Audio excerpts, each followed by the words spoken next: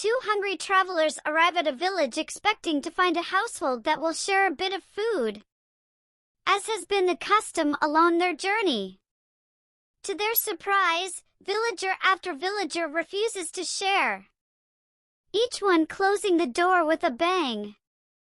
As they sit to rest beside a well, one of the travelers observes that if the townspeople have no food to share, they must be in greater need than we are.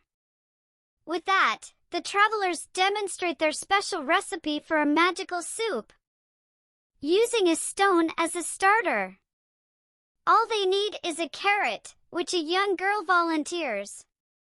Not to be outdone, another villager contributes a potato, and the soup grows as others bring corn, celery, and other vegetables and seasonings. In this cumulative retelling of an ancient and widely circulated legend, author Heather Forrest shows us that when each person makes a small contribution, the collective impact can be huge. Susan Gaber's paintings portray the optimism and timelessness of a story that celebrates teamwork and generosity.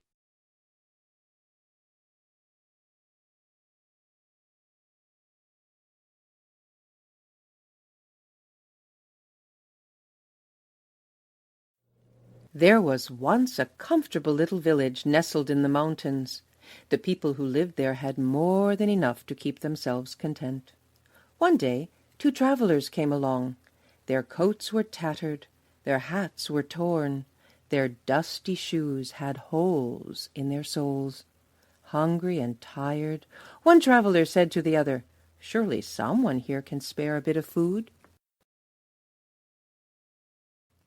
They knocked boldly on a door. It creaked open, and a woman asked, "What do you want?" "Please," said one of the travelers, "we are hungry. Do you care? Will you share? Do you have any food?" The woman squinted her eyes and tartly replied, "No." She quickly slammed the door shut. The travelers walked a little farther down the road and knocked on another door. A young boy answered. His chocolate-brown eyes were sweet.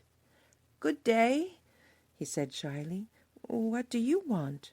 "Please," said one of the travelers, "we are hungry. Do you care?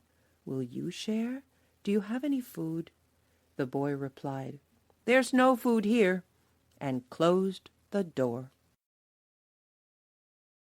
The travelers wandered wearily through the village, knocking on every door, but everywhere they heard, "I don't care. I won't share. There's no food." They sat to rest beside a well. One traveler sighed and clutched his empty belly. He said, "If there is really no food in this elegant little village, then the people who live here are in greater need than we are. We should make them our magical soup." The two travelers climbed up on the edge of the well and shouted, "We are master cooks. If anyone in this town has a big black pot, we will make the most delicious soup anyone ever tasted." A door slowly opened. A round man emerged, carrying a gigantic black pot. "I love to eat," he said. "Here's a pot. Let me see what two master cooks can do with it." "Watch and see," said one traveler with glee.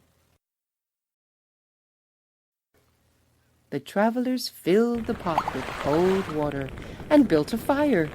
Soon the flames licked the sides of the pot, and billows of steam rose into the air. Curious people began to gather. "What is happening?" the townspeople asked. "We are making an unusual soup," said one of the travelers. "It requires a special magical ingredient. I am certain we will find it in this town." All the eyes in the crowd watched as one of the travelers reached down and picked up an ordinary stone. He tossed it into the pot with a splash. "We're making stone soup," he said. "It will be nutritious, delicious, incredible, and edible. But it would taste better. He paused and sighed. If we only had a carrot. Where would we find a carrot in this town? The other traveler asked. We knocked on every door, and everywhere we heard, I don't care. I won't share. There is no food. Then perhaps we cannot make the delicious soup after all, they both announced with a sad shrug of their shoulders, and began to turn away. A child timidly raised her hand and said, Wait, I might have a small carrot. Excellent, shouted the travelers. Bring what you've got. Put it in the pot. We're making stone soup.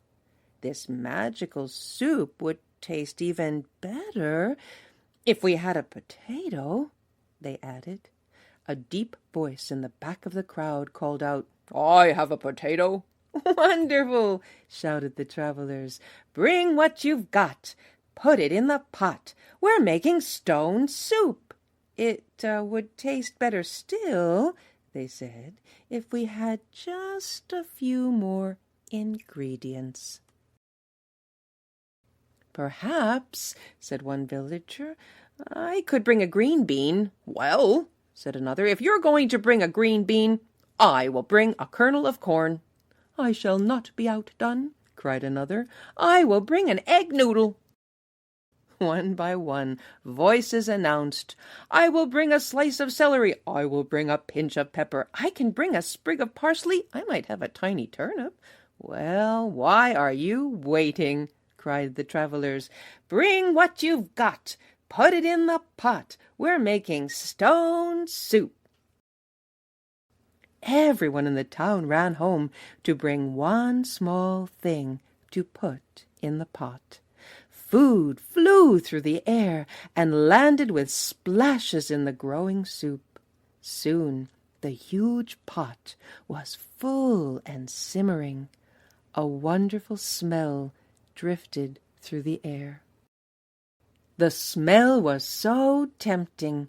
People brought out bowls, spoons, chairs, and tables. They placed hearty loaves of bread, chunks of cheese, and bowls of fruit on the tablecloths. Everyone came to taste the soup and marveled at the flavor. It's amazing, said one woman. These two travelers made such a delicious soup out of a stone. Out of a stone, said the travelers with a grin, and a magical ingredient, sharing. As the travelers left the town, they said, If anyone ever wants to make this soup again, just remember the recipe. Bring what you've got. Put it in the pot. Every bit counts, from the largest to the least. Together we can celebrate a stone soup feast.